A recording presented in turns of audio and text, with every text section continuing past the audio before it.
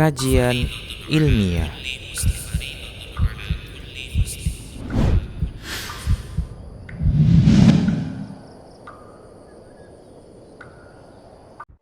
Assalamualaikum warahmatullahi wabarakatuh. Alhamdulillah, nahmaduhu wa nasta'inuhu wa nastaghfiruh wa na'udzu billahi min shururi anfusina wa min sayyiati a'malina. Man yahdihillahu fala mudilla lahu wa man yudlil fala hadiya lahu. Asyhadu an la ilaha illallah wahdahu la syarika lahu wa asyhadu anna Muhammadan abduhu wa rasuluh.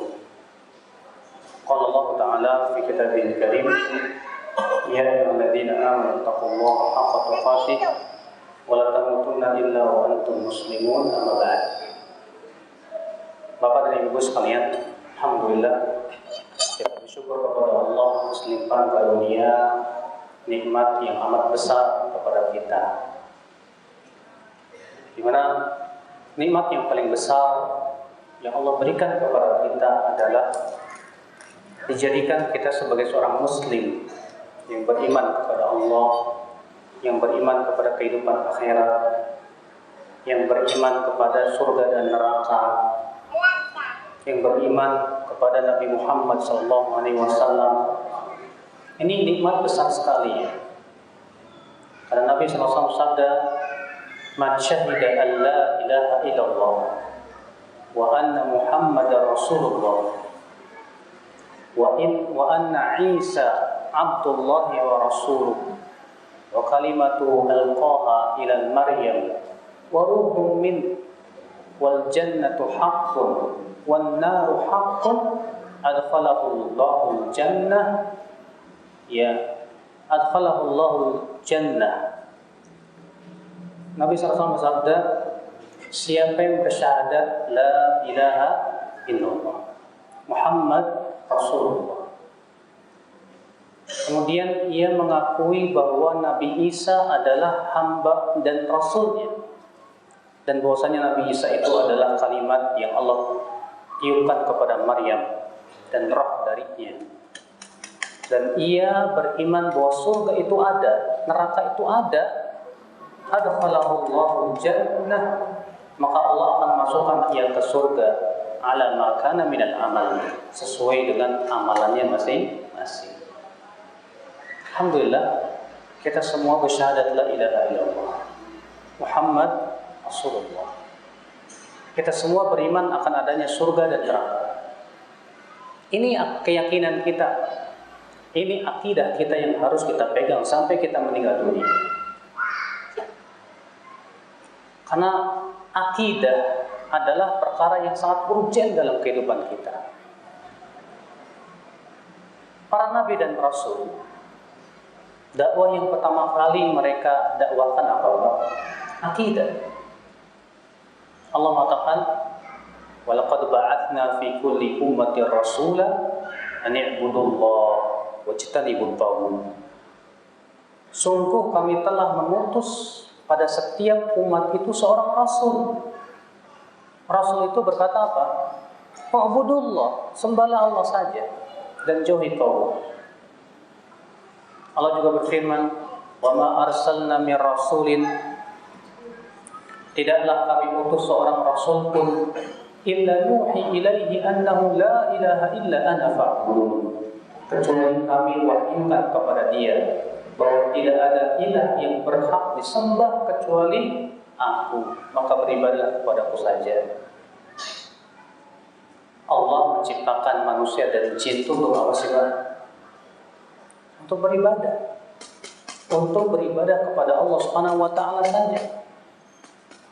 Allah mengatakan dalam surat Az-Zariyat, "Ya wa ma khalaqtul jinna wal insa illa liya'budun."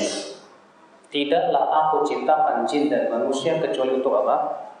Untuk beribadah kepadaku, untuk mentauhidkan Allah Subhanahu wa taala.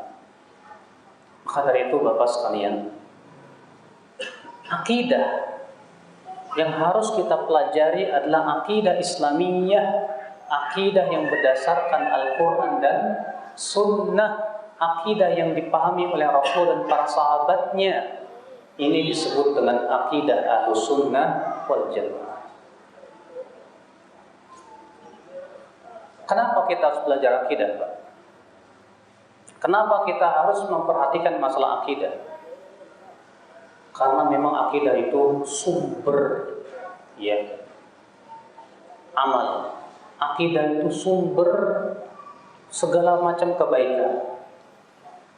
Akidah itu akal Islam adalah merupakan bagaikan fondasi dari segala macam amal. Tanpa akidah, seorang manusia tidak akan dia mau taat kepada Allah Subhanahu wa taala. Mungkinkah orang yang tidak beriman kepada Allah dan Rasul-Nya tunduk untuk sholat? Saya yakin dia tidak mau sholat. Kenapa orang tidak mau sholat? Karena keyakinan dia kepada Allah lemah. Oleh karena itu Aisyah mengatakan apa? Adalah yang pertama kali Allah turunkan dari Al-Quran tentang surga dan neraka. Kalaulah yang pertama kali turun, jangan mencuri, niscaya kami tidak akan meninggalkan pencurian. Kalaulah yang pertama kali turun, jangan berzina, niscaya kami tidak akan meninggalkan perzinahan. Kenapa? Karena akidah belum ada, rasa takut kepada Allah belum ada, rasa cinta kepada Allah belum ada. Maka dari itulah Nabi SAW 13 tahun lamanya di kota Mekah menanamkan apa? Akidah. Ikhwatul Islam azakumullah wa iyyakum. Tanpa akidah, seorang manusia tidak akan tunduk kepada Allah. Seorang manusia tidak akan berjiwa taslim. Apa itu taslim? Tunduk. Patuh, taat. Maka dari itulah akhwat Islam azakumullah wa iyyakum, Allah berfirman, "Fala wa rabbik la yu'minuna hatta yuhaqqimuka fima shajara bainahum thumma la yajidu fi anfusihim harajan mimma qadaita wa yusallimu taslima." Dalam surat An-Nisa ayat 65. Tidak demi Rabbmu, mereka tidak beriman. Sampai kapan? Sampai mereka menjadikan engkau, hai Muhammad, sebagai hakim dalam perkara yang mereka perselisihkan. Kemudian mereka tidak mendapatkan rasa berat untuk menerima keputusanmu. Dan mereka taslim, tunduk kepada Rasulullah, kepada Allah dan Rasulnya dengan sebenar-benarnya tunduk. Sejauh mana ketundukan kita kepada Allah, Pak? Sejauh mana keislaman kita kepada Allah? Bapak dan Ibu, tahukah Bapak dan Ibu apa itu makna Islam? Islam itu dari kata aslama yuslimu islaman, yang artinya apa? Menyerahkan diri kepada Allah. Artinya seakan-akan seorang hamba berkata, "Ya Allah, terserah Engkau. Engkau perintahkan begini, Engkau perintahkan begitu, Engkau larang begini, aku sami'na wa ata'na." Aku mendengar dan taat. Itu Islam. Islam itu artinya kita serahkan semua kepada Allah. Ya Allah, terserah Engkau. Engkau tentukan takdir kepadaku yang baik, ataupun Engkau tentukan kepadaku sakit ataupun musibah-musibah, aku ridho dengan ketentuanmu. Itu Islam. Makanya akhwat Islam azakumullah, semakin sempurna keislaman seorang hamba, semakin dia akan tunduk dan patuh kepada Allah Subhanahu wa taala. Akidah. Akhwat Islam, Bapak dan Ibu sekalian, dengan adanya akidah kepada Allah dan Rasul-Nya, kepada kehidupan akhirat, seorang hamba itu akan semangat dalam hidupnya itu. Karena tujuan daripada akidah yang diinginkan itu apa, Pak? Yang pertama, melahirkan rasa takut kepada Allah. Ini tujuan akidah. Bagaimana supaya kita takut kepada Allah, supaya kita takut kepada api neraka, sehingga pada waktu itu dengan takutnya kita kepada Allah, kita meninggalkan apa? Maksiat. Kita tinggalkan maksiat. Yang kedua, tujuan akidah apa? Melahirkan cinta. Cinta kepada siapa, Pak? Kepada Allah Subhanahu wa taala. Dengan adanya cinta, kita mau beramal. Dengan adanya cinta, kita mau mengejar surga. Bukankah seseorang semangatnya itu ditentukan oleh rasa cinta dia? Betul. Ketika Bapak sangat semangat sangat cinta kepada harta, saya yakin Bapak sangat semangat mencari harta. Ketika Bapak dan Ibu-ibu sangat cinta kepada kedudukan, saya yakin Bapak dan Ibu-ibu sangat semangat untuk mencari kedudukan. Semakin cinta kepada harta, semakin kuat mencarinya harta. Semakin cinta kepada kedudukan, semakin kuat mencarinya kepada kedudukan. Demikian pula, kalau kita mengatakan saya cinta Allah, akan terlihat, Pak. Terlihat di dalam amalan solehnya. Orang yang cinta kepada Allah ketika mendengar adzan, hayya 'alas shalah, langsung dia pergi wudu, pergi ke masjid. Berarti itu dia tanda dia memang mencintai Allah Subhanahu wa taala. Semangat hidupnya dia untuk beramal saleh. Karena semangat itulah yang asalnya adalah dari rasa cinta kepada Allah Subhanahu wa taala. Yang ketiga, tujuan akidah itu apa, Pak? Menimbulkan pengharapan kepada Allah. Sehingga ia sandarkan pengharapan kepada Allah Subhanahu wa taala. Dan ia pun bertawakal hanya kepada Allah Subhanahu wa taala. Sehingga dia yakin seyakin-yakinnya bahwa Allah Subhanahu wa taala pemberi rezeki dirinya. Dia yakin seyakin-yakinnya bahwa Allah yang satu-satunya zat yang bisa membantu dirinya, menghilangkan darinya mudarat. Sehingga pada waktu itu timbul jiwa apa-apa tegar dalam kehidupan. Bapak sekalian, dengan adanya tawakal itulah seorang hamba tidak mudah putus asa. Ditimpa musibah, ia pun tersenyum dan bersabar. Ya, mungkin kalau bapak-bapak melihat ada orang yang hidupnya selalu diuji dengan berbagai macam ujian. Tapi kok orangnya sabar begitu ya? Kenapa dia bisa bersabar, Pak? Tanya ke dia, kok Bapak sabar sekali? Dia akan menjawab dengan jawaban yang menunjukkan kepada akidah. Apa kata dia? Saya berharap Allah mengampuni dosa-dosa saya. Masya Allah. Akidah sudah menghunjam di dada. Bapak kok sakit begitu lama, tapi Bapak Masya Allah begitu sabarnya, tidak pernah mengeluh kepada orang. Kenapa? Saya ingin agar Allah mengampuni dosa-dosa saya. Saya ingin Allah mengangkat derajat saya. Saya ingin masuk surga. Subhanallah. Keyakinan ini, Pak, yang sangat kita butuhkan dalam menghadapi kehidupan dunia ini, Pak. Akidah. Oleh karena itulah ya akhwat Islam, semakin menghunjam akidah di dada seorang hamba, semakin ia kuat untuk menaati Allah, semakin ia kuat untuk melawan musuhnya berupa syaitan dan hawa nafsunya. Saudara-saudaraku, bapak dan ibu sekalian, akidah adalah kunci masuk surga. Tak mungkin kita masuk surga tanpa keimanan kita kepada Allah Subhanahu wa taala. Allah Ta'ala mengatakan, Inna Allah la yaghfiru ayyushraka bih wa yaghfiru ma duna dzalika liman yasha. Sesungguhnya Allah tidak akan mengampuni syirik, dan Allah mengampuni yang lebih rendah dari syirik. Berarti orang yang wafat dalam keadaan ia mempersekutukan Allah tak mungkin masuk surga selama-lamanya. Dan siapa yang wafat di atas maksiat tapi ia mentauhidkan Allah, tidak menduakan Allah, tidak mempersekutukan Allah, dia mendapat jaminan masuk surga, walaupun mungkin dia masuk neraka terlebih dahulu. Oleh karena itulah Bapak sekalian, akidah itu sumber mendapatkan ampunan Allah. Imam Tirmidzi meriwayatkan dalam sunannya dengan sanad yang hasan, Allah Ta'ala berfirman, apa kata Allah?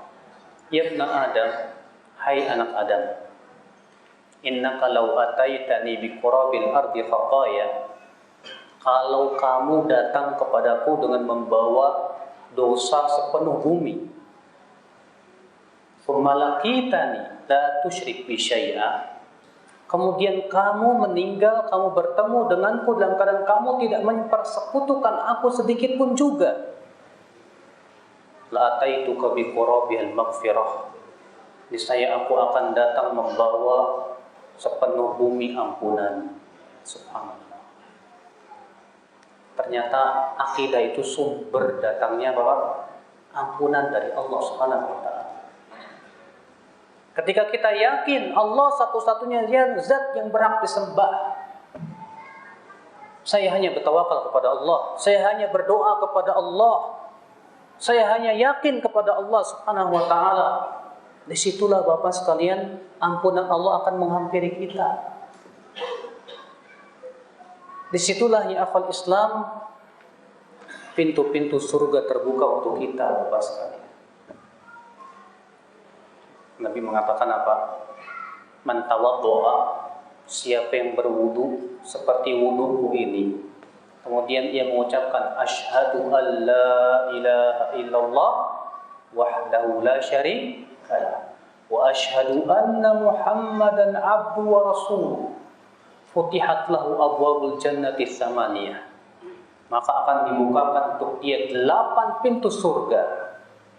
Allah silakan ia masuk dari 8 pintu surga yang ia mau. Niat ucapan asyhadu an la ilaha illallah wa asyhadu anna muhammadar rasulullah, akidah, keyakinan bahwa tidak ada ilah yang berhak disembah kecuali siapa? Allah Subhanahu wa taala, dan Muhammad utusan Allah.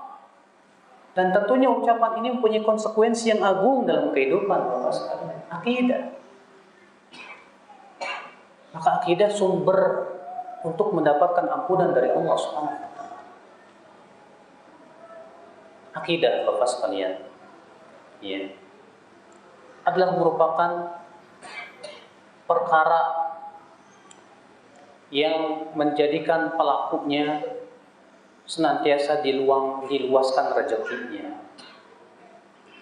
Seorang hamba Pak, semakin kuat akidahnya, semakin terbuka untuknya pintu-pintu rezeki, insyaallah. Karena Allah mengatakan apa? Dalam surat At-Talaq, "Wa may yattaqillaha yaj'al lahu makhraja wa yarzuqhu min haitsu la yahtasib. Wa may yatawakkal 'ala Allahi fa huwa hasbuh. Innallaha balighu amri. Qad ja'ala Allahu likulli syai'in qadara." Barang siapa yang bertakwa kepada Allah, maka Allah akan apa? Allah akan jadikan untuk dia jalan keluar. Dan Allah akan berikan rezeki dari arah yang tidak disangka-sangka. Subhanallah. Ini janji dari Allah Subhanahu wa taala. Siapa yang bertakwa kepada Allah, tidak mungkin kita bertakwa kepada Allah tanpa akidah. Orang yang kuat akidahnya, dia akan bertakwa kepada Allah. Karena hakikat takwa itu apa? Menjalankan perintah, menjauhi apa? Larangan. Ketika seseorang kuat takwanya kepada Allah Subhanahu wa taala, dia akan berusaha menjalankan perintah-perintah Allah, menjauhi larangan-larangan Allah. Maka Allah berjanji dalam ayat itu, "Wa may yattaqillah yaj'al lahu makhraja." Allah akan jadikan untuk dia jalan keluar. Wa yarzuqhu min haitsu la yahtasib, dan Allah akan berikan rezeki ia dari arah yang tidak disangka. Ternyata akidah itu membuka pintu-pintu rezeki Bapak sekalian. Iya. Lalu Allah mengatakan, "Wa may yatawakkal 'ala Allah fa huwa hasbuh." Barang siapa yang bertawakal hanya kepada Allah, maka Allah akan mencukupinya. Cukup bagi dia Allah. Lihat, sedangkan tawakal akidah bukan Pak. Akidah. Tawakal itu akidah. Makanya akhwat Islam azakumullah ya, di antara urgensi akidah Pak, bahwa akidah itu menyebabkan besarnya pahala yang Allah berikan kepada kita. Orang semakin kuat akidahnya, semakin besar pahalanya di sisi Allah Subhanahu wa taala. Semakin kurang akidahnya, semakin berkurang pahalanya di sisi Allah Subhanahu wa taala. Saya berikan contoh para sahabat Nabi. Saya yakin semua kita sepakat bahwa akidah para sahabat itu luar biasa. Mungkin akidahnya kita dibandingkan dengan akidahnya para sahabat tidak ada apa-apanya. Siapa di antara kita yang berani berkata akidah saya seperti akidah Abu Bakar dan Umar? Tidak mungkin. Karena para sahabat itu akidahnya luar biasa, pahalanya pun juga luar biasa. Nabi bersabda apa? La tasubbu ashabi. Jangan kalian mencaci maki para sahabatku. Fawalladzi nafsu Muhammadin biyadihi. Demi zat Muhammad yang berada di tangannya. Lau anna ahadakum anfaqa mithla Uhudin dhahaban ma balagha mudda ahadihim wala nasifah. Jangan kalian mencaci maki para sahabatku. Kalaulah di antara kalian ada yang berinfak dengan emas sebesar gunung, itu tidak akan bisa mengalahkan infaknya sahabat 1 mud atau setengah mud. Ternyata kalau kita berinfak dengan sebesar gunung emas, tidak bisa mengalahkan infaknya sahabat 1 mud. Apa yang membedakannya, Pak? Padahal dari sisi kuantitas ya banyakkan gunung, Pak. Tapi yang Allah lihat itu kualitas. Kualitas apanya yang Allah lihat? Nih, yang ada di dada-dada mereka.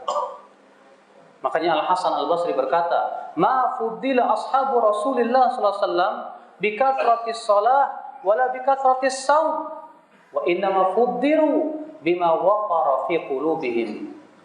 Tidaklah para sahabat Nabi diberikan keutamaan dengan banyaknya sholat dan banyaknya puasa.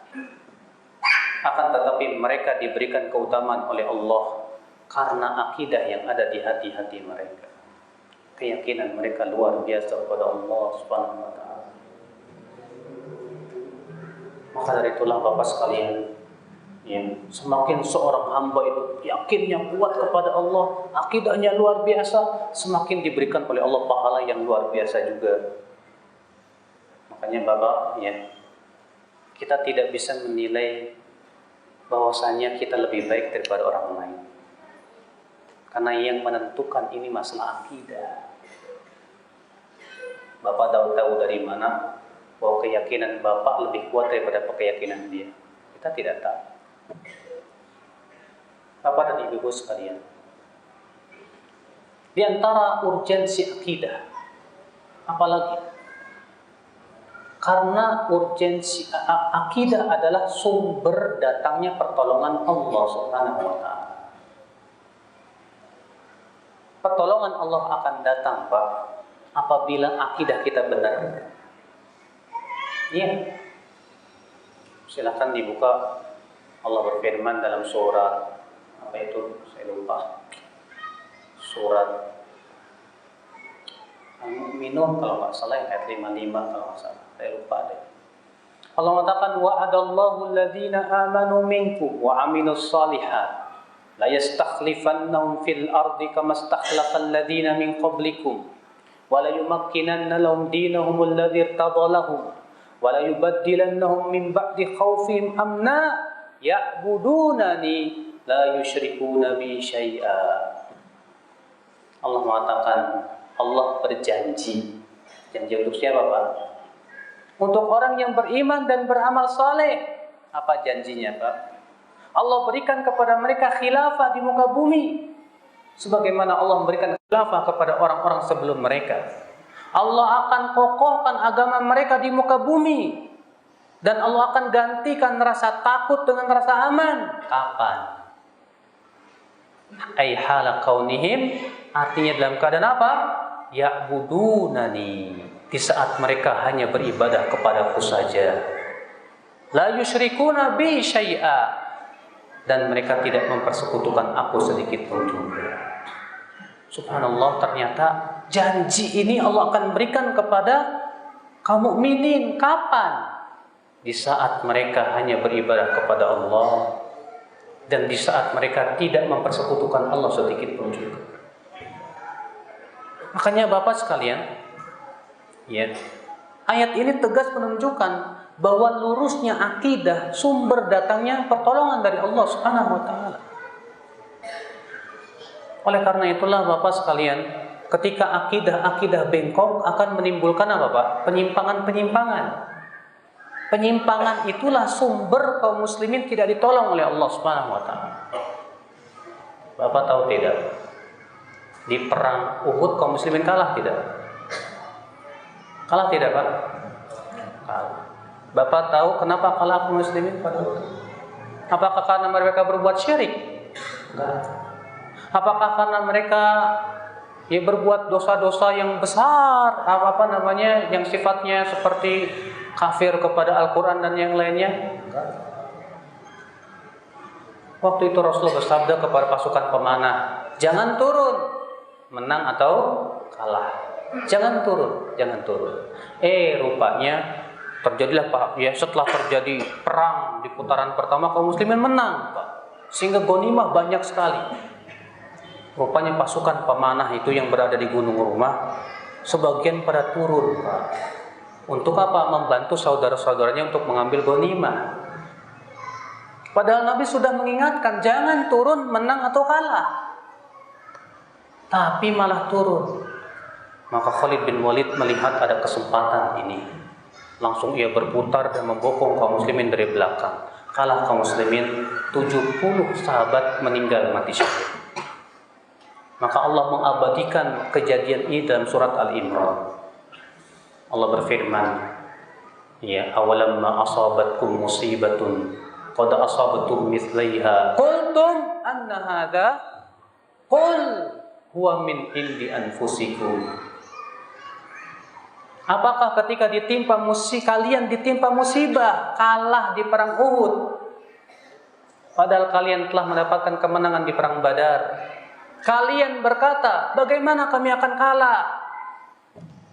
Katakan, hai Muhammad, sesungguhnya kekalahan itu berasal dari diri kalian sendiri.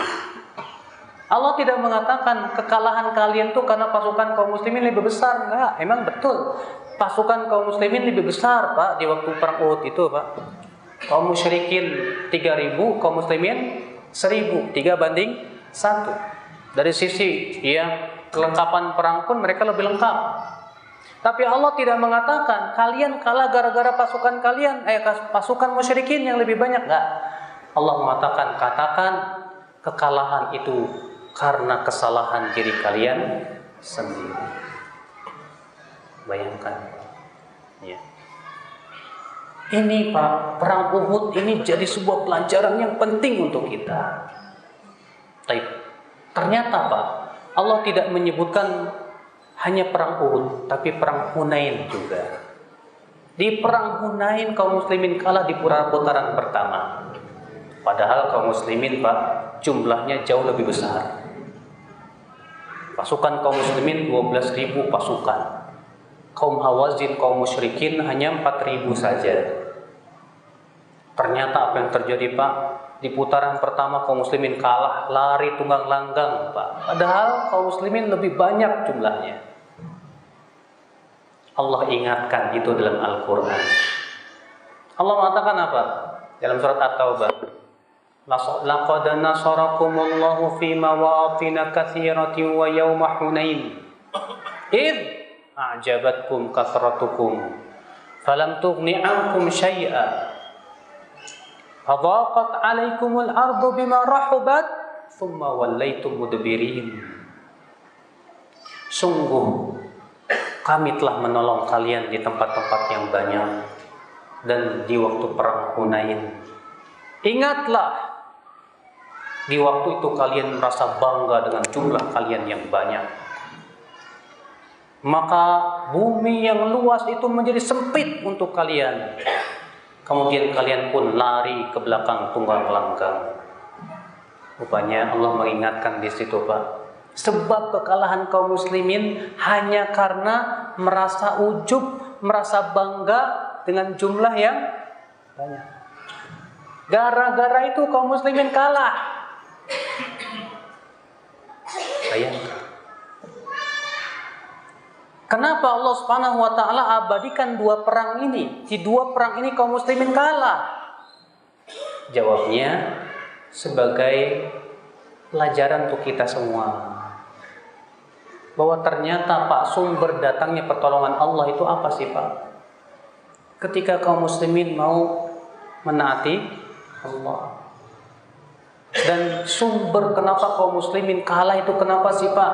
Karena kaum muslimin memaksiati Allah Subhanahu wa taala. Di Indonesia kaum muslimin mayoritas Bapak. Di Indonesia kaum muslimin mayoritas Pak. Tapi kenapa kaum muslimin lemah banget di Indonesia? Lemah. Gak punya kekuatan. Orang-orang non-muslim mengotak-atik kaum muslimin, meledek dan yang lain. Sementara kita kaum muslimin gak berkutik, gak bisa ngapa-ngapain. Jawabnya itulah, lihat saja kaum muslimin di negeri kita ini Pak. Ada kaum muslimin yang sibuk mengejar kedudukan. Ada kaum muslimin yang hanya sibuk mengejar dunia. Banyak kaum muslimin yang ternyata bergelimang dalam maksiat. Banyak lagi kaum muslimin bergelimang dalam kesyirikan, perdukunan, mistik-mistik, dan yang lainnya. Luar biasa. Kenapa? Akidah yang kurang di hati-hati mereka. Kenapa ya para pejabat itu suka korupsi? Itulah Pak, akidahnya yang kurang. Ya. Akhwal Islam, azakumullah wa iyyakum. Jadi, akidah adalah sumber datangnya pertolongan Allah untuk kita. Jika kita ingin ditolong oleh Allah, perbaikilah akidah kita kepada Allah Subhanahu wa taala, Pak. Keyakinan kita kepada Allah Subhanahu wa taala, Pak. Luruskan akidah kita kepada Allah.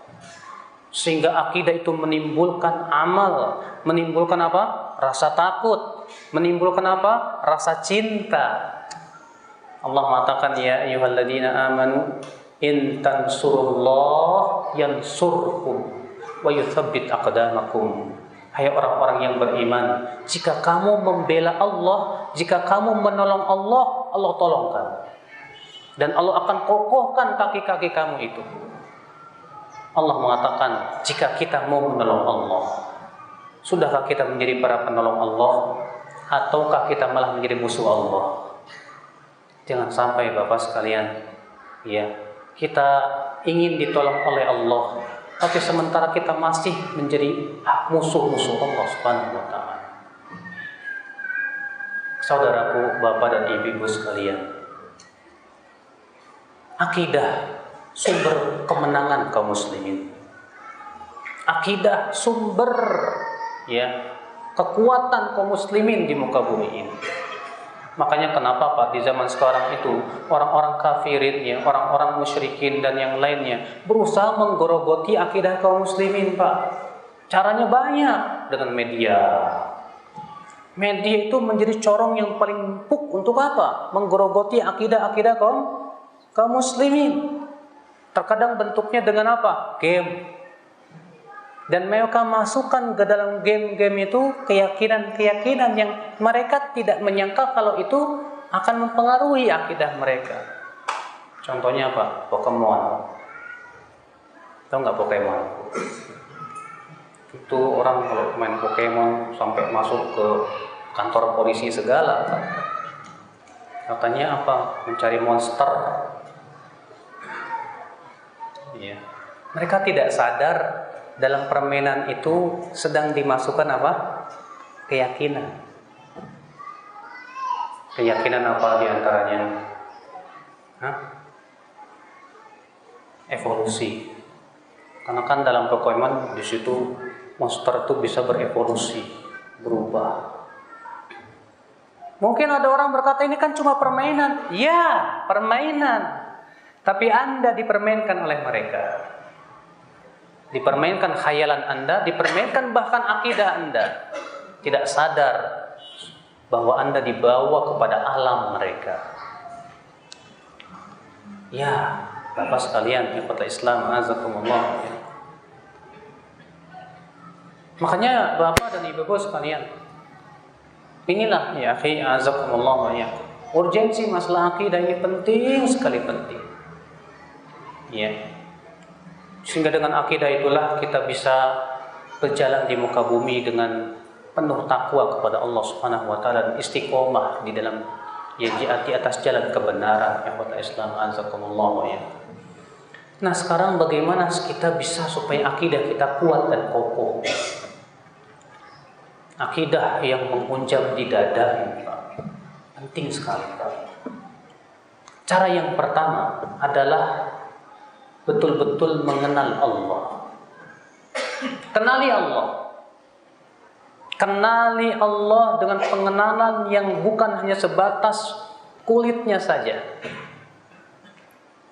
Kenali Allah nama-namanya, kenali Allah sifat-sifatnya. Coba kenali Allah Subhanahu wa taala. Bukankah Rasulullah SAW bersabda, "Inna lillahi tis'atan wa tis'ina isman." Allah memiliki 99 nama. Man ahsaha dakhalal jannah. Siapa yang mengihsanya masuk surga. Apa itu ihsa? Ihsa itu kata para ulama ada 4 martabat. Martabat yang pertama yaitu mencari dalilnya dari Al-Quran dan hadis. Martabat yang kedua menghafalnya. Martabat yang ketiga mendalami makna-maknanya. Dan martabat yang keempat adalah mengamalkan konsekuensinya. Sebagaimana Allah mengatakan, walillahil asmaul husna fad'uuhu biha. Milik Allah lah nama-nama yang baik, maka berdoalah dengan nama-nama tersebut. Doa dalam ayat ini masuk padanya doa meminta dan doa ibadah. Justru Pak, dengan mengetahui nama Allah lah akan muncul ibadah-ibadah yang luar biasa. Kenapa Bapak minta ampun? Karena Bapak yakin Allah Maha Pengampun. Kan nama Allah Maha Pengampun tidak, Pak? Iya. Kenapa Bapak mencari rezeki? Karena Bapak yakin Allah yang memberikan rezeki. Ketika kita yakin Allah yang memberikan rezeki, kita tidak akan putus harapan. Kita akan terus mencari rezeki yang Allah berikan kepada kita. Dengan mengetahui nama-nama Allah itulah Pak, seorang hamba itu semakin dekat kepada Allah Subhanahu wa taala. Maka kenali Allah. Sudah sejauh mana kita mengenal Allah Subhanahu wa taala? Demi Allah, orang yang tidak mau mengenal Allah Subhanahu wa taala adalah hamba-hamba yang tidak tahu diri. Bagaimana tidak, Pak? Yang namanya manusia itu tidak lepas dari nikmat Allah. Siapa di antara kita yang mengatakan, saya tidak butuh nikmat Allah sedetik saja? Ada yang mengatakan begitu, Pak? Oksigen yang kita hirup punya siapa? Allah Subhanahu. Siapa yang menciptakan oksigen yang kita hirup? Allah. Siapa yang menciptakan air yang kita minum? Allah. Siapa yang menciptakan makanan yang kita makan? Allah Subhanahu wa taala. Berarti sekejap mata pun kita tidak bisa lepas dari nikmat Allah Subhanahu wa taala. Tapi kenapa kita tidak mau mengenal pemberi rezeki kita? Kalau Bapak selalu diberikan kebaikan oleh seseorang, ada seseorang yang selalu memberikan kebaikannya kepada Bapak, bagaimana sikap Bapak kepada dia? Setiap hari dia memberikan uang. Setiap hari dia memberikan apa? Makanan. Saya yakin Bapak akan berterima kasih kepada dia. Saya yakin Bapak akan berusaha untuk mengenal siapa sih dia, kok dia baik banget sama saya. Saya yakin Bapak akan mencintai orang tersebut dan menyukainya. Masya Allah, dia kok baik banget sama saya. Setiap hari saya dikasih duit. Setiap hari saya dikasih makanan. Maka Bapak kalau ketemu sama dia apa? Terima kasih. Bapak akan menyukai dia. Bapak akan mencintai dia. Kenapa? Alasannya Bapak tahu. Dia sudah banyak berbuat baik kepada saya. sementara nikmat Allah terus datang kepada kita. Tapi kenapa kita tidak berusaha mencintai Allah Subhanahu wa taala? Kenapa seorang manusia semakin banyak nikmat yang Allah berikan kepada dia malah semakin berpaling dari Allah Subhanahu wa taala? Inilah ya akhwat Islam, azakumullah wa iyyakum. Manusia kita ini tidak lepas dari yang namanya nikmat Allah Subhanahu wa taala. Maka setiap kita wajib mengenal siapa yang memberikan rezeki kepada kita. Kenali Allah Subhanahu wa taala. Karena mengenali Allah itu Pak, surga dunia. Syekhul Islam berkata apa?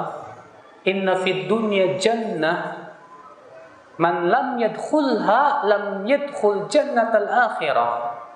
Di dunia ini ada surga. Siapa yang tidak memasuki surga dunia, dia tidak akan bisa memasuki surga akhirat. Apa surga dunia yang dimaksud wahai Syekhul Islam? Kata beliau, ma'rifatullah, mengenal Allah. Itulah surga dunia. Karena dengan mengenal Allah muncul kebahagiaan di hati kita. Dengan mengenal Allah Subhanahu wa taala, hati kita dan dada kita akan lapang, Bapak sekalian. Dengan mengenal Allah akan timbul kesabaran yang luar biasa. Tidak ada yang lebih lezat ketika kita bertakarub kepada Allah, bersimpuh di hadapan Allah Subhanahu wa taala. Itulah surga dunia. Maka ini yang pertama Pak, supaya akidah kita kuat apa? Kenali Allah dengan pengenalan yang dalam. Pelajari tentang nama-nama Allah. Pelajari tentang sifat-sifat Allah Subhanahu wa taala. Yang kedua Bapak sekalian, supaya kuat akidah kita di hati kita, yaitu jangan sepi hari-hari kita untuk membaca dan mentadabburi ayat-ayat Allah Subhanahu wa taala. Baca Al-Qur'an tiap hari, Pak. Kalau jangan sampai hari-hari kita tidak dihiasi dengan baca Quran. Demi Allah, orang yang selalu membaca Al-Qur'an, apa yang terjadi, Pak? Hatinya itu akan dekat dengan Allah Subhanahu wa taala. Karena Al-Qur'an itu apa, Pak? Hudan. Allah mengatakan, "Dzalikal kitabu la raiba fi hudan lil muttaqin." Itulah Alkitab yang tidak ada keraguan padanya, sebagai hidayah untuk orang yang bertakwa. Maka orang yang selalu membaca Al-Quran ditambah lagi ketakwaannya oleh Allah Subhanahu wa taala. Ya. Makanya Nabi SAW menganjurkan untuk baca Quran, Pak. Nabi bersabda, "Iqra'ul Quran, bacalah oleh kalian Al-Quran. Fa innahu ya'ti yaumal qiyamah syafi'an li ashabihi," rawahu Muslim. Bacalah Al-Quran, karena Al-Quran itu akan datang pada hari kiamat memberikan syafaat untuk pembacanya. Dalam ayat anjuran untuk membaca Al-Quran banyak. Di antaranya Allah mengatakan, "Afala yatadabbaruna al-Qur'ana am 'ala qulubin aqfaluha?" Tidakkah mereka mau mentadabburi Al-Quran, ataukah hati mereka yang telah terkunci mati? Berarti orang yang tidak mau mentadabburi Al-Quran, tandanya hatinya sudah terkunci, Bapak sekalian. Al-Quran yang ada di rumah-rumah kita itu nanti akan bersaksi pada hari kiamat. Apakah si fulan mempelajarinya atau tidak? Bagaimana kalau Al-Quran ternyata menyeret kita ke dalam api neraka? Alhamdulillah, sallallahu alaihi wasallam. Sudah masuk Isya ini katanya. Baik, kita lanjutkan setelah salat Isya insyaallah ya. Assalamualaikum warahmatullahi wabarakatuh. Alhamdulillah. Nabi Muhammadin wa alihi wa sahbihi wa man wala. Asyhadu an la ilaha illallah wahdahu la syarika lah wa asyhadu anna Muhammadan abduhu wa rasuluhu wa ba'd. Tadi di awal telah kita singgung tentang penting sekali akidah dalam kehidupan kita. Dan telah kita sebutkan dua perkara yang insya Allah dua perkara ini semakin mengokohkan akidah-akidah kita. Yang kedua tadi adalah kita berusaha untuk terus mentadabburi Al-Quran, untuk senantiasa membaca Al-Quran. untuk senantiasa hari-hari kita dihiasi dengan Al-Quran Karim, di mana jadikan Al-Quran sebagai penghibur kesedihan kita. Jadikan Al-Quran sebagai penunjuk jalan kita. Adalah Nabi SAW berdoa, Anta ja'alal Qur'ana rabi'a qalbi wa nura sadri wa jala'a huzni wa dhahaba hammi. Ya Allah, jadikan Al-Quran ini sebagai cahaya di dadaku, air yang menyejukkan hatiku, penghibur kesedihanku, dan penghilang kegalauan. Lihat Nabi berdoa kepada Allah, jadikan Al-Quran ya Allah sebagai penghibur kesedihan. Di saat kita sedih, segera baca Quran. Di saat kita galau, segera baca Quran. Jadikan Al-Quran ya Allah sebagai air yang menyejukkan hatiku, sebagai cahaya di dada. Luar biasa, doa yang subhanallah. Maka akhi, orang yang senantiasa membaca Al-Quran, dia akan mencintai Allah. Kata Sahal bin Abdillah Tusturi, Man ahabballah ahabbal Quran. Siapa yang mencintai Allah, dia pasti akan mencintai Al-Quran. Maka dari itu, dengan kita membaca Al-Quran, kita akan semakin diberikan oleh Allah berbagai macam hidayah dan petunjuk, kekuatan, istiqomah dan yang lainnya. Allah berfirman, "Fakaifa takfurun wa antum tutla 'alaikum ayatullah wa fikum rasul." Dalam surat Al-Imran ayat 100. Allah mengatakan, "Fakaifa takfurun?" Bagaimana kalian akan menjadi kafir? Artinya kekafiran itu mustahil buat kalian. Kapan? Wa antum tutla 'alaikum ayatullah. Sementara kalian terus-menerus dibacakan ayat Allah. Wa fikum rasuluh, dan pada diri kalian ada rasulnya. Itu menunjukkan bahwa kita senantiasa membaca Al-Quran, berarti kekafiran akan jauh dari kita.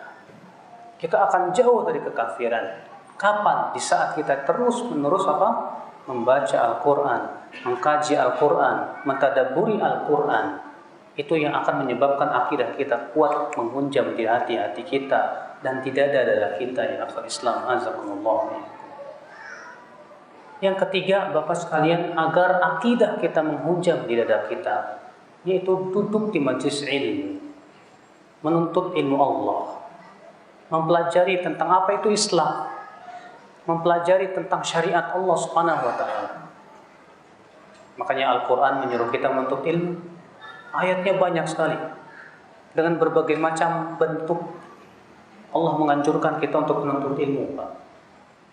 Terkadang Allah tegas dengan sharih memuji orang yang berilmu. Allah berfirman, "Yarfa'illahu alladhina amanu minkum walladhina utul ilma darajat." Allah mengangkat orang-orang yang beriman di antara kalian derajat, dan mengangkat orang-orang yang berilmu dengan derajat yang lebih tinggi. Terkadang Allah bertanya, "Qul hal yastawil ladina ya'lamuna wal ladina la ya'lamun?"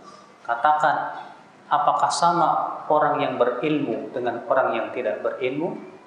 Ini sebuah pertanyaan yang tidak perlu dijawab, karena jawabannya terlalu jelas.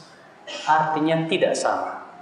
Maka jadi oleh karena itulah Allah mengetuk hati kita. Kalau kalian tahu tidak sama yang berilmu dengan yang tidak berilmu, jadilah yang berilmu. Terkadang Allah Subhanahu wa taala menyebutkan tentang sifat penduduk api neraka yang tidak menggunakan alat-alat menuntut ilmu untuk menuntut ilmu. Allah mengatakan, "Walaqad dara'na li jahannam katsiran minal jinni wal ins lahum qulubun la yafqahuna biha wa lahum a'yunun la yubsiruna biha wa lahum adanun la yasma'una biha ulaika kal an'am bal hum adall." Sungguh kami telah menciptakan untuk mempersiapkan untuk api neraka itu penduduk-penduduknya. Bagaimana sifat penduduk api neraka? Allah mengatakan mereka punya hati, tapi tidak gunakan untuk memahami ayat-ayat Allah Subhanahu wa taala. Mereka punya mata, tapi tidak digunakan untuk melihat ayat-ayat Allah Subhanahu wa taala. Mereka mempunyai telinga, tapi tidak digunakan untuk mendengarkan ayat-ayat Allah Subhanahu wa taala. Apa kata Allah? Mereka itu bagaikan binatang ternak, bahkan lebih sesat lagi. Ini celaan, Pak. Celaan buat mereka yang tidak menggunakan akal untuk memahami ayat-ayat Allah, mata dan telinganya. Bahkan Allah mengatakan itulah sifat penduduk api neraka. Maka ya akhi azakumullah, berarti dalam ayat ini menganjurkan tidak Allah untuk menuntut ilmu Allah? Iya. Mempergunakan akal pikiran kita, hati kita, mata kita, telinga kita untuk betul-betul memahami ayat-ayat Allah Subhanahu wa taala. Maka dengan menuntut ilmu itulah kita akan menjadi kuat insyaallah keimanan kita. Kita akan tahu tentang syariat Allah yang luar biasa indah untuk kehidupan manusia.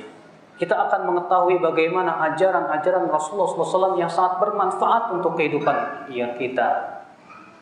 Dengan menuntut ilmu itu, Pak, kita tahu ini jalan yang hak dan ini jalan yang batil. Kita tahu ini halal, ini haram. Ya. Maka dari itulah Nabi bersabda, "Man salaka tariqan yaltamisu fihi ilman, sahhalallahu lahu bihi tariqan ilal jannah." Siapa yang meniti jalan untuk menuntut ilmu, maka Allah akan mudahkan jalannya menuju surga. Nabi SAW minta selalu kepada Allah agar ditambahkan keilmuan.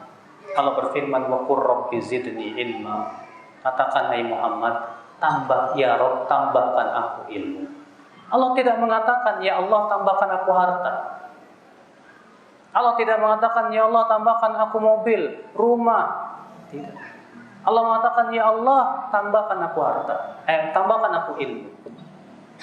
Karena ilmu jauh lebih baik daripada harta ya akal Islam azakumullah ya. Kamu menuntut ilmu, jangan putus terus dari menuntut ilmu, Pak. Menuntut ilmu itu sampai kita meninggal dunia, terus menuntut ilmu. Jangan merasa kita sudah cukup ilmunya, jangan. Ilmu Allah terlalu banyak. Makanya kan setiap hari kita selalu berkata, ihdinas siratal mustaqim. Ya, berapa kali Bapak baca itu? 17 kali, terlalu sedikit, Pak. Kalau 17 kali itu artinya Bapak nggak pernah sholat sunnah. Ya nggak, Pak? Kalau 17 kali berarti Bapak cuma sholat wajib doang. Kalau Bapak sholat sunnah lebih dari 17 kali. Bapak berkata, ihdinas siratal mustaqim. Ya Allah, berikan kami hidayah kepada jalan yang lurus.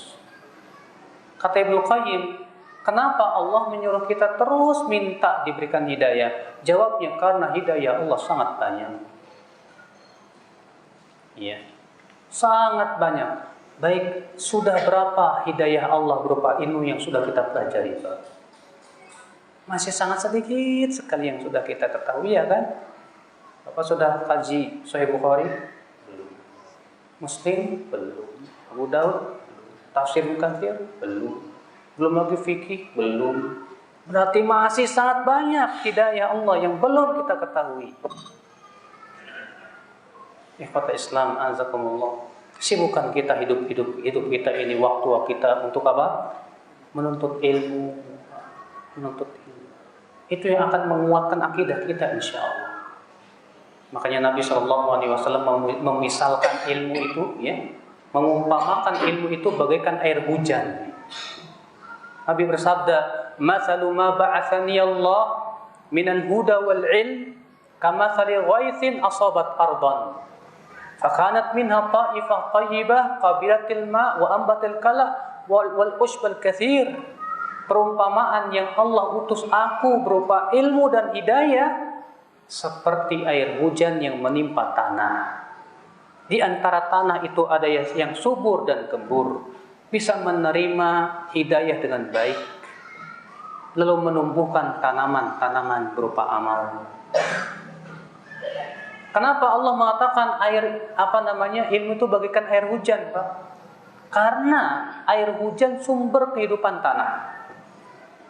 Bayangkan kalau 1 tahun tidak turun hujan, bagaimana rasanya tanah itu, Pak? Kering kerontang, tanaman-tanaman mati. Tapi ketika Allah turunkan hujan, tanah pun menjadi subur. Demikian pula hati, tanpa ilmu dia akan mati. Hati tanpa ilmu tidak akan hidup. Akidah pun akan rapuh. Betul Pak, kita sangat butuh ilmu Pak, sangat butuh ilmu. Sudahkah kita mencari ilmu seperti kita mencari duit? Bapak, terkadang kita mencari uang banting tulang, tapi untuk menuntut ilmu kurang sekali. Maka kita sangat harus semangat untuk menuntut ilmu Allah, yang tentunya tujuannya untuk diamalkan, tentunya dalam kehidupan kita ya Islam azakumullah wa ya. Nah inilah Bapak sekalian, ya, 3 hal yang insya Allah akan mengokohkan akidah kita di dada-dada kita. Akidah Islamiyah, akidah kita kepada Allah, akidah kita kepada kehidupan akhirat. Karena ini adalah perkara yang sangat urgen dalam hidup kita. Namun Pak, ya, syaitan tidak akan diam. Syaitan tidak akan pernah mau dan ridho hamba-hamba Allah akidahnya kuat, tidak mungkin. Karena iblis sudah bersumpah dengan sumpah palapanya. Apa kata iblis? Fabima aghwaytani la aqudanna lahum siratal mustaqim, ya Allah, karena engkau telah sesatkan aku akan halang-halangi hamba-hambamu dari jalanmu yang lurus, ya Allah. Ini sumpah iblis Pak, janji iblis. Maka iblis pun melaksanakan berbagai macam cara dengan bala tentaranya menyesatkan kita. Banyak cara digunakan untuk menghalang-halangi manusia dari apa? Dari akidah yang benar, akidah yang sahihah. Maka iblis pun kemudian memberikan apa Pak? Syubhat, keraguan pada hati-hati manusia tentang Allah Rabbul Izzati wal Jalalah. Makanya Rasulullah bersabda, ya'ti ilaikumus syaitan, setan akan datang kepada kalian. Fayaqul, lalu dia berkata, man khalaqal jibal, siapa yang menciptakan gunung? Allah. Siapa yang menciptakan tanaman dan pepohonan? Allah. Siapa yang menciptakan bumi? Allah. Lalu siapa yang menciptakan Allah? Kata Rasulullah, apabila telah sampai kepada itu, hendaklah ia berhenti dan ucapkan, aku beriman kepada Allah. Memang setan tuh berusaha bagaimana manusia itu ragu kepada Allah, Pak. Ragu dia. Makanya kan muncul pemikiran-pemikiran ateis. Kalau di Indonesia ini namanya komunis, Pak. Komunis ini berbahayanya sangat minta ampun, Pak. Karena ia tidak meyakini adanya Tuhan. Komunis ini, Pak, benci kepada agama. Komunis ini Pak, teman-teman iblis lah anak Allah. Mereka ini memerangi para rasul, memerangi kitab-kitab suci, terutama Al-Quran Karim. Sudah pernah kita dengar bagaimana mereka, dan sudah pernah kita baca bagaimana kesesatan mereka. Maka kita tak akan pernah ridho kepada pemikiran seperti itu. Tapi begitulah syaitan. Berusaha bagaimana menciptakan pemikiran-pemikiran yang menyesatkan itu, Pak. Tujuannya untuk apa? Memalingkan manusia dari beribadah kepada Allah. Memalingkan manusia daripada apa? Dinul haq, dinul anbiya, agamanya para nabi. Pasti itu berbagai macam cara, pemikiran yang menyesatkan itu supaya kaum muslimin berpaling daripada kebenaran, daripada ibadah kepada Allah dan yang lain. Liberal misalnya. Liberal itu berbahaya sekali, Pak. Saya katakan liberal itu tidak kalah berbahayanya dengan komunis. Iya. Kalau liberal lebih lembut lah daripada komunis. Kalau komunis tegas mengatakan apa? Allah itu tidak ada. Kalau liberal nggak berani mengatakan Allah tidak ada. Iya. Tapi dengan lembutnya dia mengatakan, dia menolak Al-Quran, dia mengkritik Al-Quran, Katanya Al-Quran sudah tidak relevan dengan zaman. Katanya hadis-hadis Nabi sudah dicampuri tangan-tangan para manusia. Katanya tujuannya ingin membatalkan syariat juga, sama. Sebenarnya tujuannya sama. Cuman caranya itu lebih lembut. Dan terkadang banyak orang tertipu dengan keyakinan liberal ini. Ya. Katanya semua agama sama, apa-apa agama semua sama kok. Ya. Sementara Allah mengatakan inna dina indallahil Islam. Agama di sisi Allah hanya Islam. Yang diterima oleh Allah di sisi Allah apa? Islam. Nabi Musa, Nabi Ibrahim, Nabi Nuh, semua nabi Muslim. Tidak ada nabi yang agamanya selain Islam, tidak ada. Lihat, ya, bagaimana perkataan Nabi Ibrahim, Hanifan Muslimah, ya, Hanifan Muslimah, wa ma ana minal musyrikin. Aku adalah Hanif yang lurus di atas tauhid, Muslim, dan aku bukan orang yang musyrik. Lihat perkataan Nabi Musa, wa ana awwalul mu'minin. Ya. Lihat perkataan Nabi Nuh, semua nabi sepakat, Pak, agamanya satu, Islam. Maka dari itulah ya akhwat Islam, azakumullah iyakum. Nah, iblis itu, Pak, menciptakan pemikiran-pemikiran yang menyesatkan ini. Tujuannya untuk memalingkan manusia dari beribadah kepada Allah Rabbul Izzati wal Jalal. Ya. Kaum Syiah mulai merebak di negeri kita nih, Pak. Dan Bapak tahu, kaum Syiah itu ternyata juga menghina Allah dengan mengatakan Jibril salah alamat. Harusnya kepada Ali, ini kepada Nabi Muhammad. Sama saja mengatakan Allah enggak becus ngirim Jibril. Kenapa? Bukankah Allah Maha Kuasa untuk kalau ternyata Jibril salah alamat, Allah kan Maha Kuasa untuk menegur Jibril. Mungkinkah Allah membiarkan kesalahan Jibril? Itu sama saja menuduh bahwasanya Allah lemah, tidak mampu, Pak. Keyakinan ini, Pak, ya, yang banyak menghalangi manusia dari jalan Allah, dari akidah yang benar, akidah yang sahih. Maka dari itulah, Pak, hati-hatilah. Dengan menuntut ilmu kita akan mengetahui ini pemikiran yang benar dan ini pemikiran yang salah. Jadikan Al-Quran dan hadis sebagai pegangan kita. Yakinlah bahwa Allah akan menjaga Al-Quran sampai hari kiamat. Allah mengatakan inna nahnu nazzalna dzikra wa inna lahu lahafizun. Sesungguhnya kami yang telah menurunkan Al-Quran dan kami yang telah menjaganya, yang akan menjaganya. Tidak mungkin Allah lemah dalam menjaga Al-Quran karena Dia Maha Kuasa atas segala sesuatu. Dan tidak mungkin Allah memungkiri janjinya, Pak. Pasti Al-Quran dijaga oleh Allah Subhanahu wa taala. Maka kewajiban kita berarti pelajarilah Al-Quran, Pak. Pelajari hadis-hadis Nabi SAW. Dengan Al-Quran dan hadis ini Nabi menjamin. Kata Nabi apa? Taraktu fikum al-amrain. Aku tinggalkan untuk kalian dua perkara. Ma in tamassaktum bihi ma lan tadillu.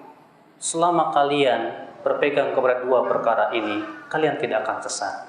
Apa itu? Kitabullah wa sunnati. Kitabullah dan sunnahku, kata Rasulullah SAW. Mari pelajari Al-Quran. Mari pelajari hadis-hadis Nabi SAW. Kita amalkan dan aplikasikan dalam kehidupan kita. Ini insya Allah kebahagiaan buat kita semuanya, Bapak sekalian. Ya, semoga yang saya sampaikan ini bermanfaat di malam hari ini. Dan kita buka tanya jawab, tapi dengan tulisannya, Pak, ya. Tapi masalahnya panitia minta ada kuis katanya nih, Pak. Ada buku-buku nih. Siapa yang bisa menjawab dikasih hadiah. Saya mau bertanya atau kalian mau bertanya nih? Pertanyaan yang pertama. Tadi saya sebutkan 3 cara untuk mengokohkan akidah. Pertama, mengenal Allah. Iya. Barakallahu fiik. Tadi saya sebutkan ada beberapa urgensi akidah, penting sekali akidah dalam beberapa kehidupan. Sebutkan 3 saja. Takut kepada Allah, cinta kepada Allah, dan harap kepada Allah. Itu baru 1. Karena itu saya takut, cinta adalah tujuan. Yang saya tanyakan urgensinya. Apa pentingnya akidah dalam untuk kita? Yang pertama, Takut, kemudian cinta dan kepada Allah, memasukkan kita ke dalam surga, mendapatkan pengampunan dari Allah. Ahsan, barakallahu fiik.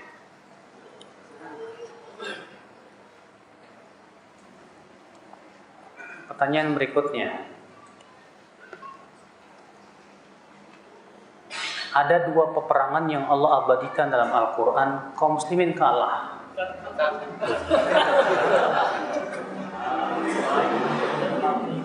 Perang Uhud, kenapa kaum muslimin kalah?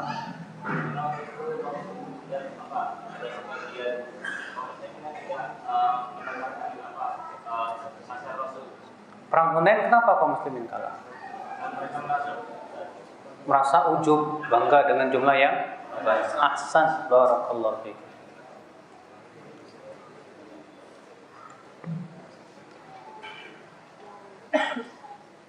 Apa yang menghalangi seseorang untuk punya akidah yang kuat?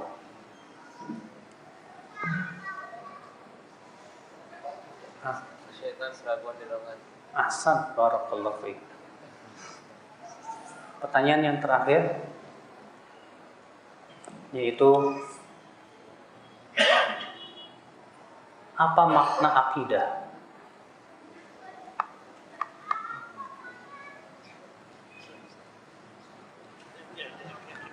Akidah itu keyakinan. Keyakinan doang udah? Keyakinan tentang apa?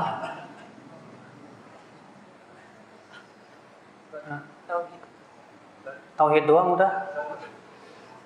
Ikatan yang kuat kepada Allah. Terus ikatan yang kuat kepada Allah. Terus itu aja udah. Definisi yang lengkap ada yang tahu? Keyakinan yang kokoh kepada Allah dengan mentaati perintahnya dan menjauhi larangannya. Ahsan, barakallah. Itulah akidah. Memberikan definisi itu harus lengkap, Pak. Ya. Supaya jelas. Baik, kita akan menjawab pertanyaan apa kira-kira dalil orang-orang Syiah, Ustaz, sehingga mereka tega-teganya mengkafirkan para sahabat. Tahu nggak, Pak? Setiap pemikiran menyimpang itu berusaha cari-cari dalil. Usaha mencari-cari dalil. Orang Syiah mengkafirkan para sahabat dengan dalil hadis riwayat Bukhari Muslim bahwa para Rasulullah bersabda, la yahtalijanna aqwamun min ummati. Nanti pada hari kiamat akan ada beberapa kaum dari umatku yang tidak bisa minum dari telaga haud.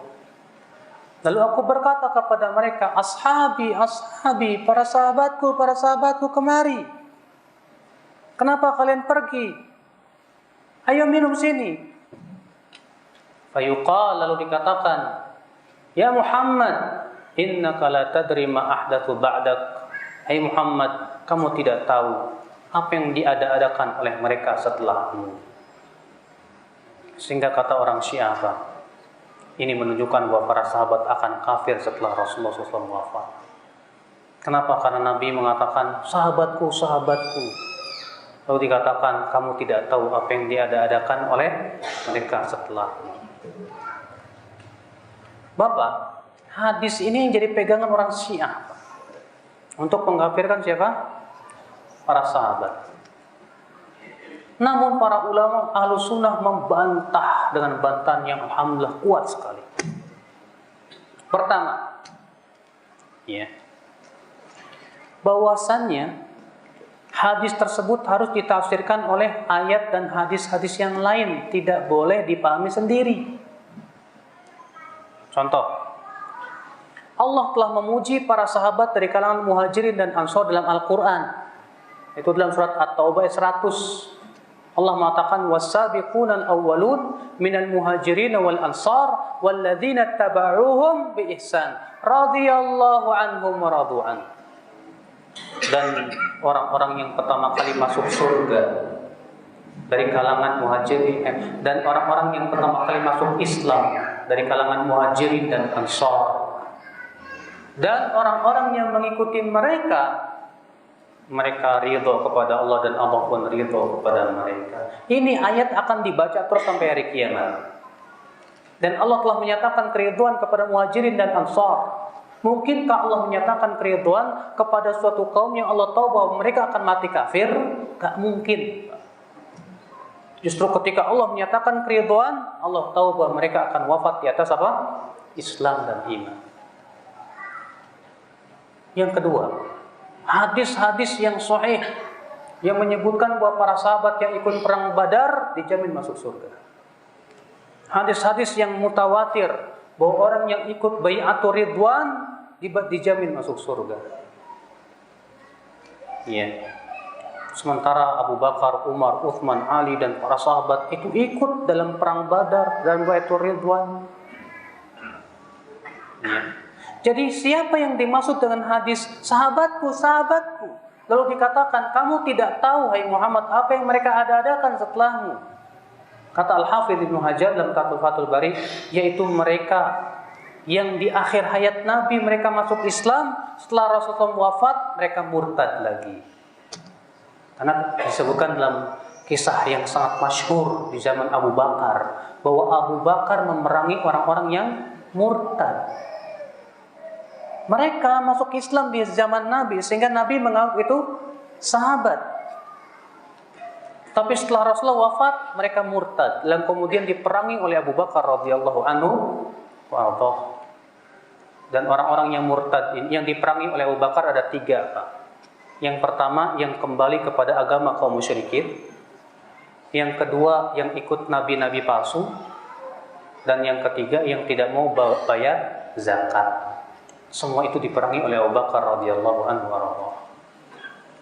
Tapi Pak, orang Syiah sebetulnya ada tujuan lain mengkafirkan para sahabat itu. Apa tujuannya? Ingin membatalkan Al-Quran. Sekarang siapa yang membawa Al-Quran kepada kita, Pak, kalau bukan para sahabat? Siapa yang menyampaikan Al-Quran kepada generasi setelahnya kalau bukan para sahabat? Berarti kalau para sahabat dikafirkan, maka Al-Quran yang diriwayatkan oleh para sahabat pun diragukan. Itulah sebetulnya tujuan mereka, ingin meragukan apa? Al-Quran. Makanya orang-orang Syiah punya keyakinan bahwa Al-Quran yang ada di Ahlus Sunnah itu sudah tidak otentik. Ketika ditanya, lalu Al-Quran yang otentik yang mana? Yang ada pada imam kami. Dan mereka perlu untuk punya akidah apa?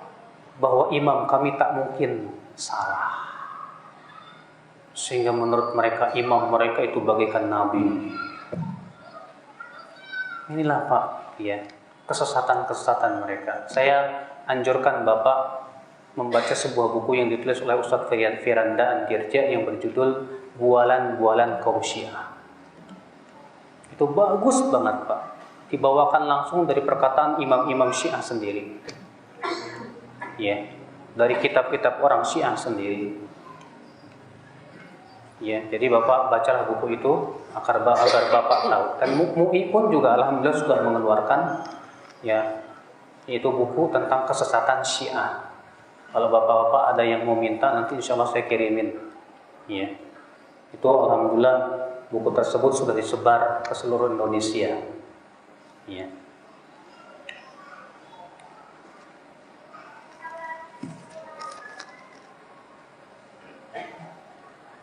Assalamualaikum Ustadz, saya dari mu'alaf, karena itu kurang tahu tentang hukum Islam apalagi sunnah.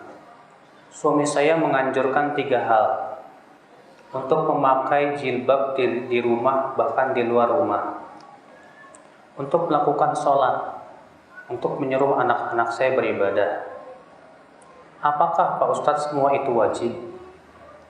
Adapun pakai jilbab di rumah tidak wajib, apalagi di depan suami di kamar. Jilbab itu disyariatkan, kerudung dan jilbab itu disyariatkan ketika ibu keluar rumah. Nah, sekarang saya ingin sedikit mendefinisikan jilbab, karena banyak ibu-ibu kurang paham tentang makna jilbab. Yang dipahami oleh banyak ibu-ibu, jilbab itu kerudung, itu salah besar. Kerudung itu dalam bahasa Arab khimar. Allah mengatakan tentang ayat kerudung dalam surat Al-Mu'minun apa ya? Allah mengatakan wal an-nur ya. Surat An-Nur ayat 31. Wal yadribna bi khumurihinna ila juyubihinna. Hendaklah mereka mengelurkan kerudung-kerudung mereka sampai ke dada-dada mereka. Itu dengan bi khumurihinna. Khumur jamak dari khimar, artinya kerudung. Adapun ayat jilbab dan surat Al-Ahzab ayat 59. Jilbab secara bahasa Arab adalah baju kurung yang lebar yang menutupi seluruh tubuh. Itu jilbab. Maka ibu-ibu jangan memahami jilbab itu pakai kerudung. Yang penting saya pakai jilbab. Apa maksudnya jilbab? Kerudung. Salah.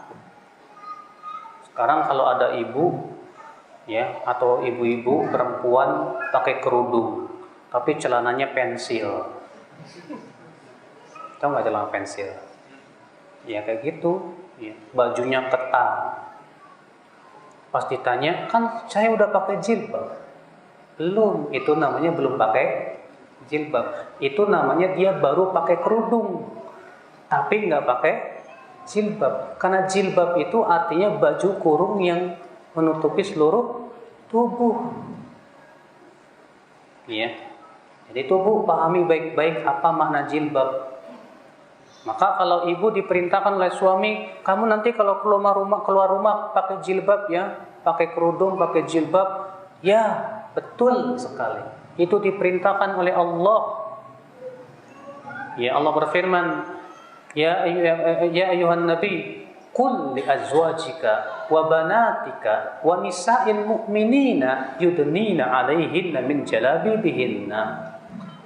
Hai Nabi, katakan kepada istri-istrimu dan anak-anak wanitamu dan istri-istri kaum mukminin, hendaklah mereka melabuhkan jilbab-jilbab mereka. Tuh diperintahkan. Maka dari itu ibu, ya pakailah jilbab dan kerudung. Ya, supaya apa? Supaya Allah memelihara ibu dan supaya tidak disentuh oleh api neraka kulit ibu. Karena wanita yang memperlihatkan auratnya calon penduduk api neraka. Nabi bersabda, sinfani min ahlin nar. Ada 2 kelompok yang merupakan penduduk api neraka. Lam arahuma qat, aku belum pernah melihatnya. Siapa di antara 2 kelompok itu? Nisaun kasiyatun ariyatun. Wanita-wanita yang berpakaian tapi telanjang. Ma'ilatun mumilat, berlenggak-lenggok ke sana kemari. Ru'usuhunna ka'adnibatil bakhbukh. Kepala-kepala mereka bagaikan punung-punung unta, kata Rasulullah SAW. La yadkhulnal jannah, mereka tidak masuk surga. Wala yajidna rihaha, dan tidak mencium bau surga. Ya.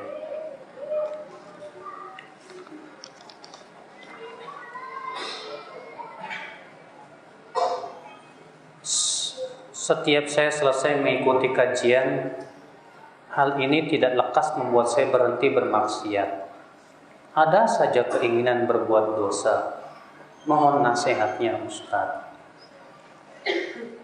Keinginan berbuat dosa itu Pak, akan ada pada setiap manusia. Tapi di sana ada yang berhasil menahan keinginannya dan ada yang tidak berhasil menahannya. Sebetulnya apa? Keinginan itu muncul dari pikiran. Pikiran itu muncul dari mata yang tak ditahan. Maka kalau kita ingin menahan pikiran kita, tahanlah mata kita, telinga kita untuk melihat sesuatu yang dilarang. Kalau kita ingin keinginan kita terjaga, tahanlah dan jagalah pikiran kita, jangan mikir yang enggak-enggak. Makanya kata Al-Imam Ibnu Qayyim dalam kitab Miftah dari Sa'adah, aslu kulli khairin wa aslu kulli syarr innama hiyal fikr. Pokok segala kebaikan dan pokok segala keburukan adalah dari pikiran. Ketika antum ngelihat perempuan dipikirin. Kalau udah dipikirin jadi apa Pak? Niat. Kalau niat sudah kuat jadi apa Pak? Perbuatan. Ketika ibu melihat suaminya berbuat salah, nyebelin, dipikirin, muncul apa Pak? Bu? Ya, suasana hati akan berbeda, kesel lah, sebel lah, dan yang lain. Makanya kalau kita ingin keinginan kita itu tertahan, berarti kita harus jaga pikiran. Setiap kita ada pikiran maksiat, segera kita zikir kepada Allah, segera kita istighfar kepada Allah. Setiap ada keinginan yang tidak, segera kita harus tahan. Jangan katakan, saya lemah Ustaz di hadapan maksiat. Tidak, Anda kuat. Tapi masalahnya Anda tidak ada usaha untuk berusaha. Nabi SAW bersabda dalam riwayat Ibnu Hibban, khamsatun min ahlin nar. Ada 5 orang penduduk api neraka. Yang pertama kali Nabi sebutkan siapa? Al-dha'if alladzi la zubra lah. Orang yang lemah di hadapan maksiat, yang ia tidak punya kekuatan untuk menahan dirinya dari perbuatan maksiat. Maka kalau kita mengatakan saya lemah depan maksiat, berarti maaf, kita masuk dalam hadis tersebut. Jangan katakan lemah, bisa insya Allah asal ada kemauan. Bisa karena biasa. Kenapa Anda katakan saya ini kok selalu ada keinginan berbuat maksiat? Itu karena kebiasaan. Dan ingat, Syekh Shalih Utsaimin berkata, seseorang biasanya wafat di atas kebiasaannya. Sekarang kita tahu nggak? Kita pernah nggak berintrospeksi? Selama ini kita kebiasaannya di atas apa? Kalau kita berhasil membiasakan kebaikan, alhamdulillah. Dan untuk membiasakan kebaikan itu tidak mudah, Pak. Harus ada apa? Perjuangan melawan hawa nafsu. Yang namanya hawa nafsu itu menyeret kepada keburukan. Allah mengatakan innan nafsa la'ammaratun bisu. Sesungguhnya hawa nafsu itu selalu menyuruh kepada apa? Keburukan. Maka dari itulah kita harus ada jiwa pejuang, berjihad melawan hawa nafsu. Maka Nabi bersabda, al-mujahidu man jahada nafsahu li ta'atillah. Hakikat orang mujahid yang berjihad itu siapa? Yang menjihadi dirinya untuk menaati Allah Subhanahu wa taala. Setiap ada keinginan, tahan. Langsung pikiran kita buang jauh-jauh untuk berbuat maksiat. Sibukkan dengan hal-hal yang bermanfaat. Ya. Lari dari fitnah, lari. Kalau misalnya kita gara-gara misalnya apa yang menyebabkan antum jatuh selalu kepada maksiat apa? HP, buang HP-nya. Komputer, buang komputernya. Kalau memang itu sebab utama kita jatuh kepada apa? Maksiat. Ya. Karena seorang mukmin itu Pak berusaha lari dari fitnah, dan maksiat itu fitnah tidak Pak? Fitnah. Maka dari itu ya akhwat Islam, a'azakumullah wa iyyakum. Ya, harus ada usaha. Jangan selalu mengatakan saya lemah enggak. Antum punya kekuatan sebetulnya. Kata Ibnu Qayyim, setiap manusia itu dibekali oleh Allah 2 kekuatan. Apa kekuatan tersebut, Pak?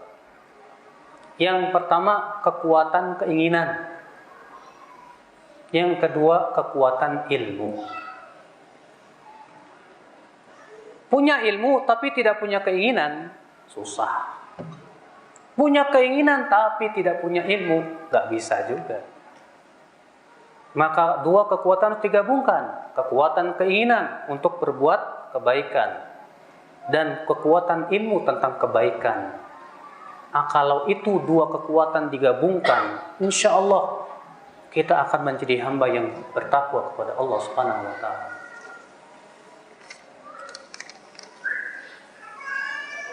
Apa sih bedanya manhaj dengan madhab, Ustadz? Kalau madhab itu, Pak, lebih identik dengan fikih. Ada madhab Syafi'i, madhab Hambali, madhab Maliki, Hanafi. Itu biasanya identik dengan hasil ijtihad seorang imam, madhab namanya. Kalau manhaj itu lebih identik dengan tata cara memahami agama, din. Imam yang empat, Imam Syafi'i, Imam Abu Hanifah, Imam Malik, dan Imam Ahmad, manhajnya sama. Di atas manhaj Ahlussunnah wal Jamaah. Tata cara pemahaman agamanya sama semua. Buktinya, imam yang empat memerintahkan untuk selalu fanatik hanya kepada Allah dan Rasul. Imam yang empat memerintahkan supaya berpegang kepada hadis-hadis yang sahih. Itu kan manhaj, tata cara dalam memahami agama.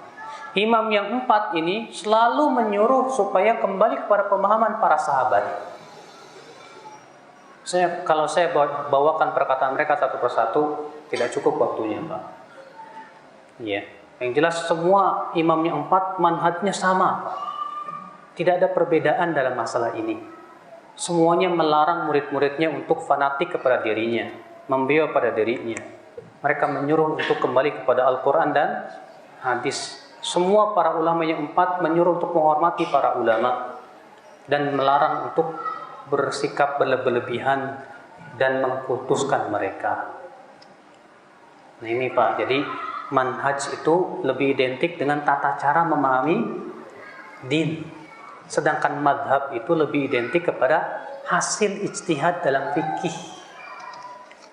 Ya. Contoh misalnya, madhab Syafi'i berpendapat bahwa zikir setelah sholat itu tidak dikeraskan. Sedangkan madhab Imam Ahmad berpendapat bahwa zikir setelah sholat disunahkan dikeraskan. Ya. Ini namanya madhab. Madhab Imam Syafi'i, kunut subuh itu sunnah. Sementara madhab yang tiga, Imam Ahmad, Abu Hanifah, dan Imam Malik mengatakan kunut subuh tidak disyariatkan. Madhab namanya. Dan empat madhab ini sering terjadi perselisihan. Tapi sering juga bersepakat. Ya. Buku yang menyebutkan tentang kesepakatan empat madhab ini, diantaranya kitab Al-Insaf yang ditulis oleh Ibnu Abi Ubayrah. Ya, beliau di situ menyebutkan mana perkara yang disepakati oleh imam yang empat, mana yang diperselisihkan. 11 jilid bukunya. Tapi sayang masih bahasa Arab.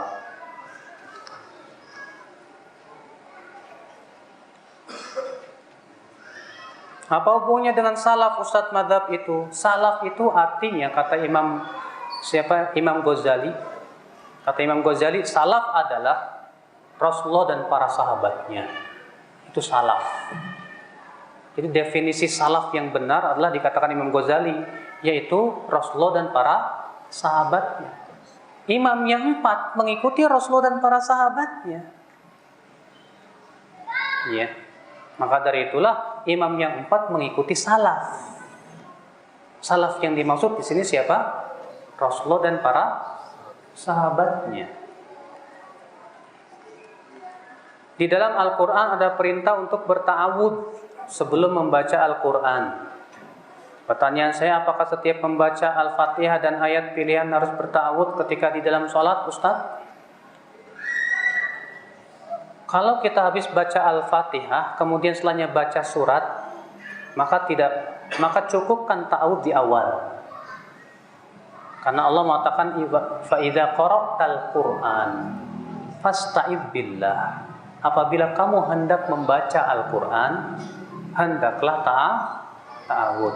Berarti cukup di awal saja. Tapi terjadi perselisihan para ulama, apakah ta'awud disyariatkan setiap rakaat atau tidak? Imam Syafi'i mengatakan disyariatkan. Karena setiap rakaat kita akan membaca Al-Quran. Sedangkan Allah mengatakan kalau kamu hendak membaca Al-Quran. Sementara jumhur mengatakan tidak.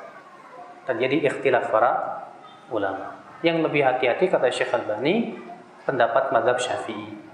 Bagusnya baca setiap rakaat. Allahu a'lam. Bagaimana kedudukan orang yang ahli ibadah tapi ibadahnya di atas sesuatu yang bid'ah? Apakah akidahnya diterima? Pak, kalau bid'ah itu berhubungan dengan ibadah tapi tidak berhubungan dengan akidah, ya akidahnya diterima. Karena akidah dengan ibadah itu beda. Akidah itu keyakinan, ibadah itu apa? Amalan. Ya. Dan ibadah ada dua macam juga, ada ibadah hati dan ada ibadah anggota badan. Nah, sekarang yang ditanyakan tampaknya adalah ibadah yang sifatnya apa? Amalan. Nah, kalau amalannya ternyata tidak sesuai dengan contoh Rasul, amalannya saja yang ditolak. Tapi kalau akidahnya benar, ya diterima oleh Allah Subhanahu wa taala. Jadi bedakan antara akidah dan ibadah. Ya. Nah, itu. Gimana kita sehat tapi tanpa azan. Mereka enggak azan karena mati lampu. Jadi langsung iqomah dan sholat. Jadi gimana tuh sholatnya Ustaz? Sah tidak ya? Sah. Ya, karena adzan itu bukan syarat sah salat. Adzan itu adalah perkara yang sifatnya fardu kifayah. Ya, para ulama bersepakat bahwa adzan itu hukumnya fardu kifayah. Apabila dilakukan oleh satu orang sudah mencukupi yang lainnya. Tapi kalau tidak ada yang azan sama sekali, semuanya berdosa. Jadi kalau mati lampu tetap azan, walaupun nggak pakai speaker, tetap azan. Karena Nabi mengatakan, ya ma min salatatin fi qaryatin, tidak ada 3 orang dalam sebuah desa dan tidak dikumandangkan padanya azan illa stahwadat alaihim syayatin, kecuali akan dikuasai oleh syaitan. Artinya suatu tempat yang tidak dikumandangkan adzan itu akan dikuasai oleh apa? Syaitan. Ya. Nah, kalau misalnya nggak ada yang azan, Ustaz, boleh nggak saya iqomat langsung? Boleh aja. Tapi masalahnya berdosa semuanya. Karena fardu kifayah itu artinya kalau dilakukan satu orang sudah mencukupi yang lain. Kalau ditinggalkan semuanya dosa. Itu namanya fardu kifayah. Jadi supaya nggak berdosa, antum yang adzan lah. Kok nggak ada yang adzan ya? Ya udah adzan aja antum sendirian. Ya. Bahkan kalau kita berada di tempat sendirian, nggak ada siapa-siapa di padang pasir misalnya, Pak, tetap Nabi menganjurkan kita untuk adzan. Rasulullah bersabda kepada Sa'ad bin Abi Waqqas. Apa kata Rasulullah? Ya Sa'ad, inni araka tuhibbul badiyah. Fa idza kunta anta fi badiyatika fa aqamta sfahana waqtu shalah fa'adzin. Kalau aku ini, hai Sa'ad, melihat kamu tuh suka menyendiri di padang pasir. Ya, dengan kambing-kambing kamu itu. Kalau waktu sholat muncul, ada tiba, adzanlah untuk sholat. Fa innahu la yasma'u mada sautika jinnun wala insun, karena tidak ada yang mendengar suara kamu, baik jin maupun manusia, tidak pula binatang-binatang dan yang lainnya, kecuali mereka akan bersaksi pada hari kiamat. Dan muadzin itu kata Rasulullah akan diampuni dosanya sejauh suaranya terdengar. Dalam satu riwayat yang sahih juga Rasulullah mengatakan, apabila seseorang berada di padang pasir lalu ia sholat dengan hanya qomat saja tanpa adzan, maka akan sholat bersamanya 2 malaikat. Dan apabila ia adzan lalu ia qomat, shalla ma'ahu min junudillahi ma la yura tarfuhu, akan sholat bersamanya dari para pasukan Allah yang tak terlihat ujungnya, saking banyaknya. Kalau dia adzan dan qomat, tuh lihat. Ya.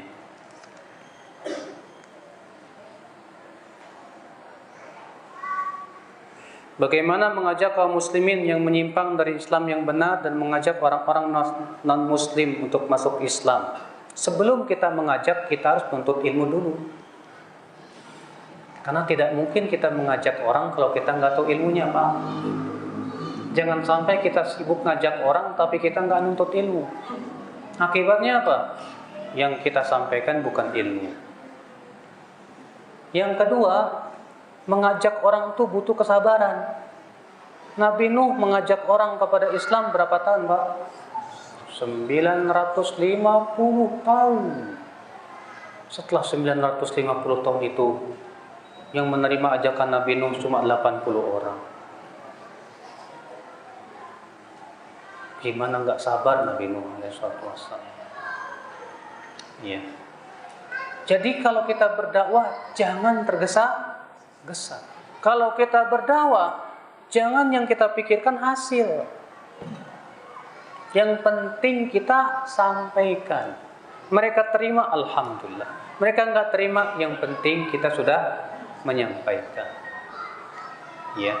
Sehingga ketika di hari kiamat Allah tanya, kita sudah punya hujah. Ya Allah, aku sudah sampaikan.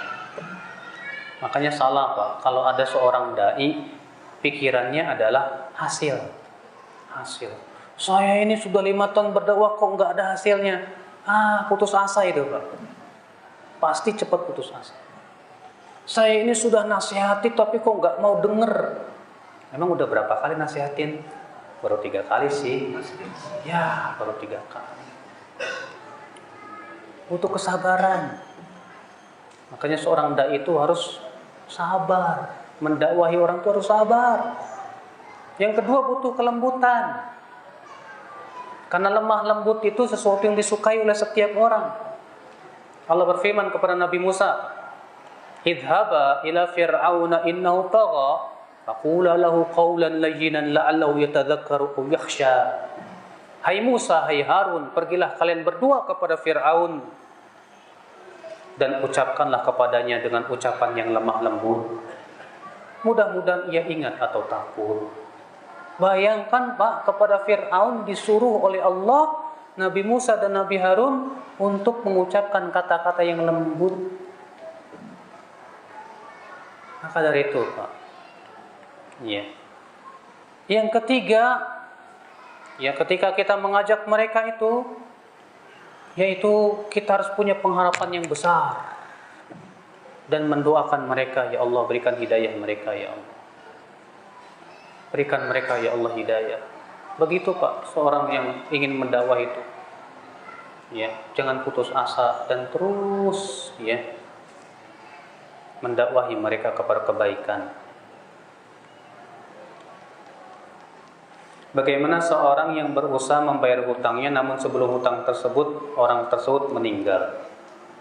Allah Maha tahu bahwa orang ini telah bersungguh-sungguh untuk membayar hutang. Tapi qadarullah dia meninggal dunia. Sebutkan dalam sebuah hadis Nabi yang dihasankan oleh Syekh Albani bahwa orang yang seperti ini Allah bayarkan hutangnya di hari kiamat. Kalau memang dia jujur betul-betul ingin bayar hutang dan sudah berusaha tapi qadarullah keburu meninggal, Allah bayarkan hutangnya insyaallah. Yang akan ditagih oleh Allah itu siapa? Gampanglah, dia kan ikhwan juga. Tiap ditagih afwan akhi. Ya. Ini bahaya, Pak. Ada orang kerjanya ngutang ke orang, tapi buat bayar susah. Wah, ini bahaya banget, Pak. Karena nanti di hari kiamat dia akan bayar dengan amalan solehnya itu, Pak. Ya. Setiap ada orang yang punya hutang dibayar dengan amalan solehnya, bangkrut di hari kiamat. Gara-gara amalannya habis buat bayar hutang. Alhamdulillah, sallallahu salamatu wal afiyah.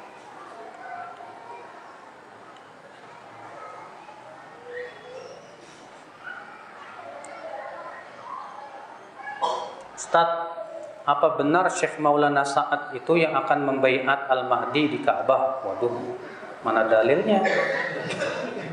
Nggak ada dalil sama sekali. Untuk menetapkan perkara yang gaib harus dengan dalil. Ya, kita nggak tahu yang gaib, Pak. Apakah Ya'juj dan Ma'juj telah ada di zaman sekarang ini, Ustaz? Ya'juj dan Ma'juj itu sudah ada semenjak zaman Dzulqarnain. Bapak baca kisahnya di surat Al-Kahfi itu di akhir-akhir. Dan Dzulqarnain itu bukan nabi. Dia seorang raja yang diberikan oleh Allah Subhanahu wa taala kerajaan yang luar biasa. Ya.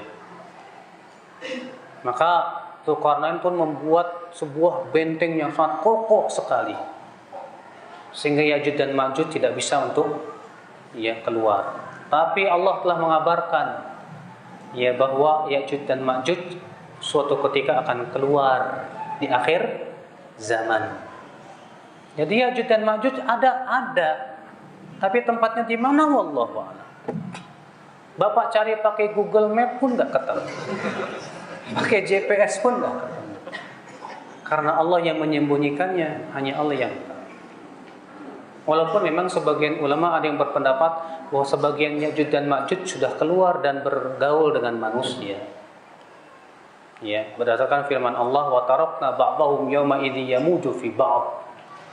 Dan kami biarkan sebagian mereka pada hari itu bergaul, bercampur dengan yang lainnya.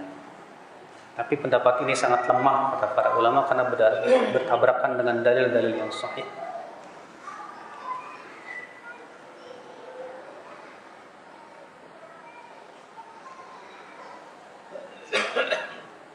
Orang yang terkena hukuman mati, apa dia merasakan sakaratul maut? Semuanya pasti merasakan. Hanya Allah yang Maha tahu.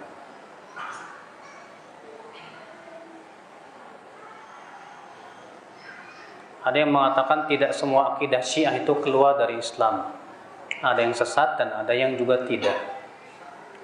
Pak, kalau yang sesatnya 90%, yang 10% yang nggak sesat, terus Bapak mau bilang nggak sesat? Ya, salah besar, Pak. Saya katakan memang Syiah itu bertingkat-tingkat, Pak. Syiah di zaman dulu adalah hanya orang-orang yang membenci Muawiyah dan lebih mengunggulkan Ali di atas para sahabat, tapi tidak sampai mengkafirkan. Nah, ini Syiah yang ada di zaman dahulu. Banyak perawi hadis yang punya pemikiran seperti ini, seperti Abdul Razak bin Hammam, seperti juga Aban bin Taglib dan yang lainnya. Maka yang seperti ini tidak dikafirkan oleh para ulama. Ada lagi Syiah yang dikafirkan oleh para ulama. Siapa itu? Yang mengkafirkan para sahabat semuanya. Kenapa? Karena berdasarkan ayat.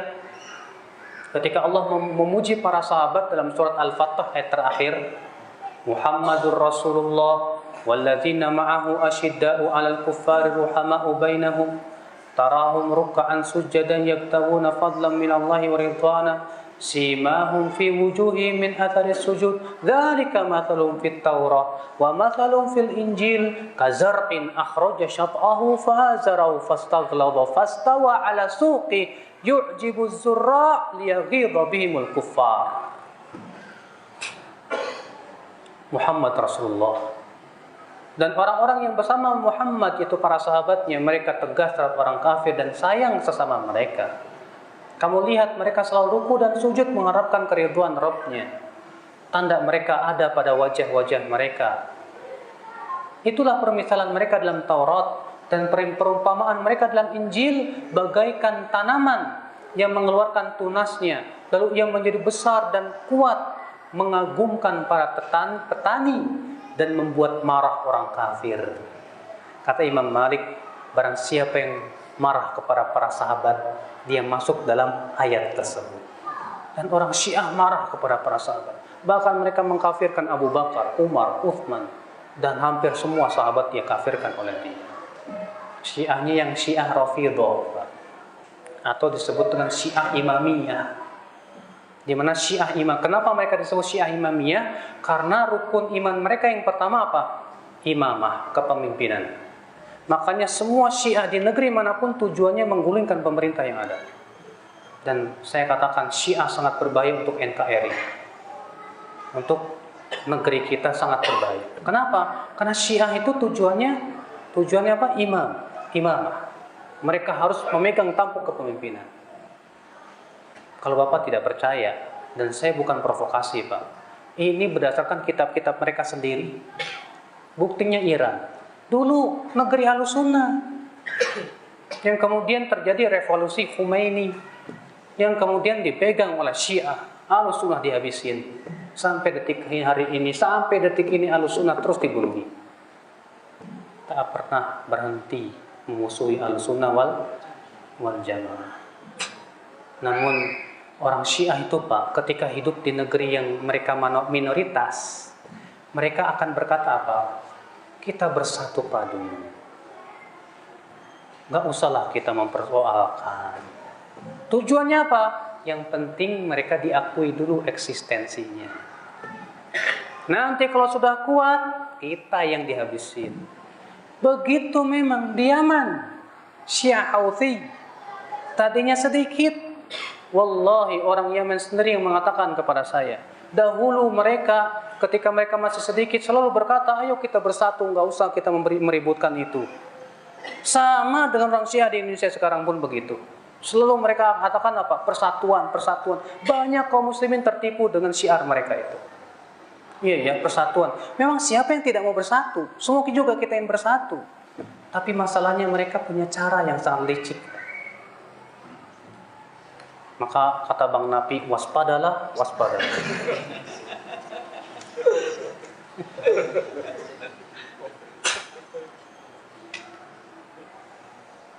Apakah sinetron Boy dapat merusak akidah? Nggak pernah lihat saya.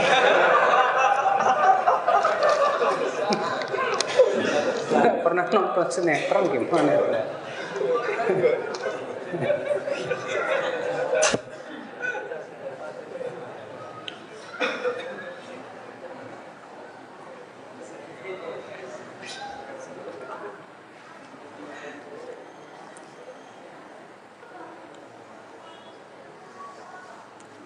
Saya ingin menuntut ilmu agama Ustadz di Mahat, tapi di satu sisi saya ingin menikah.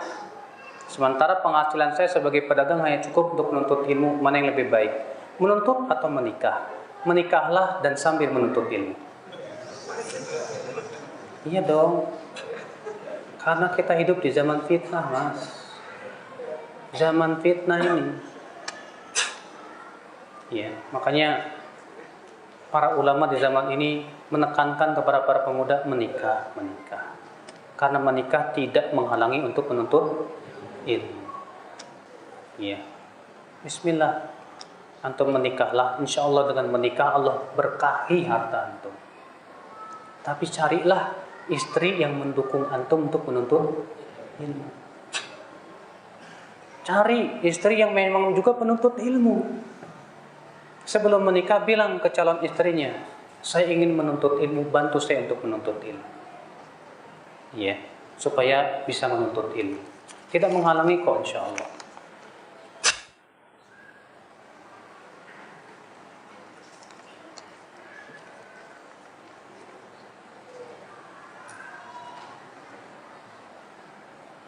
Kenapa setelah ruku tidak takbir tapi mengucapkan sami Allahu liman hamidah?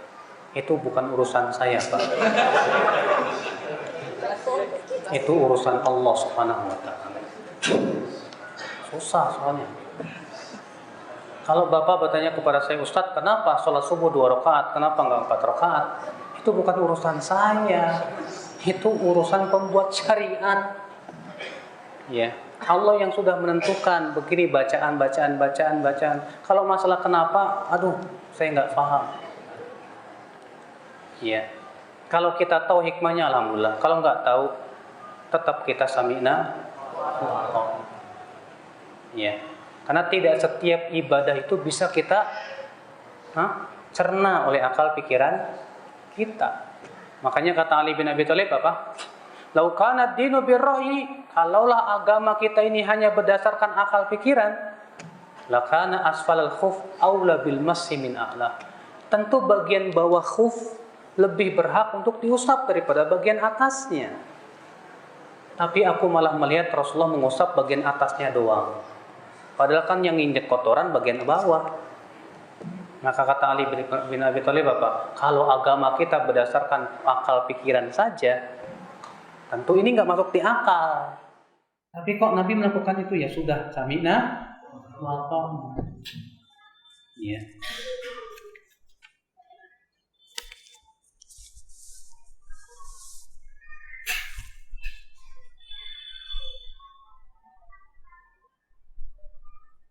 Saya bersekolah di lingkungan minoritas Islam.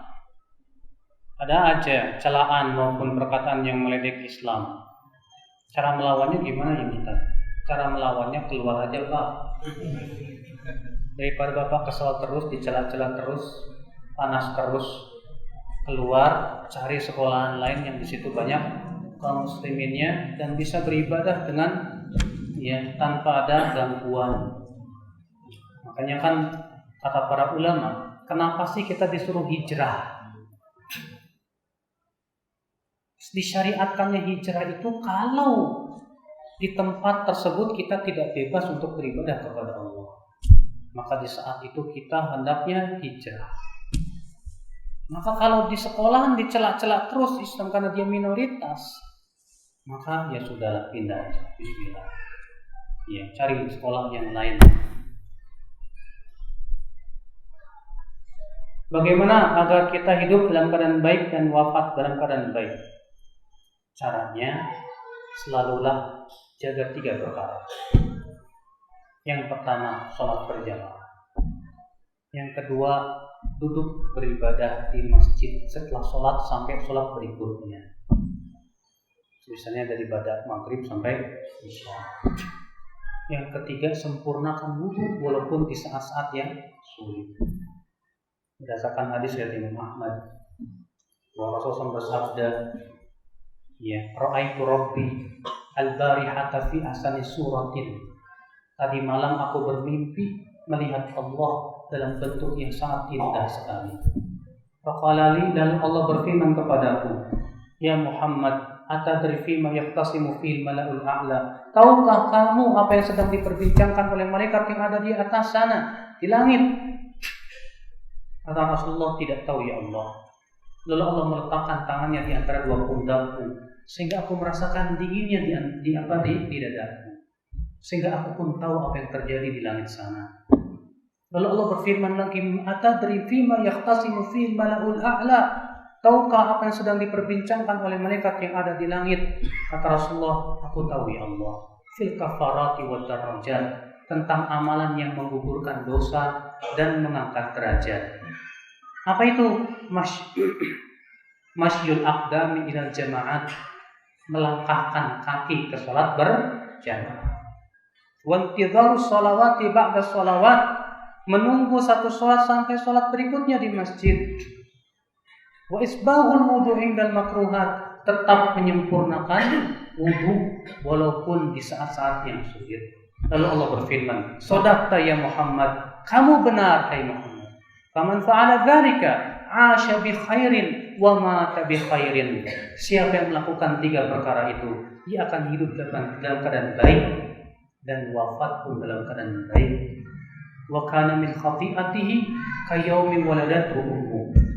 Dan dia akan bersih dari dosanya seperti dilahirkan oleh ibunya kembali. Jaga 3 itu. Ya. Kalau kita ingin wafat dalam keadaan apa? Baik.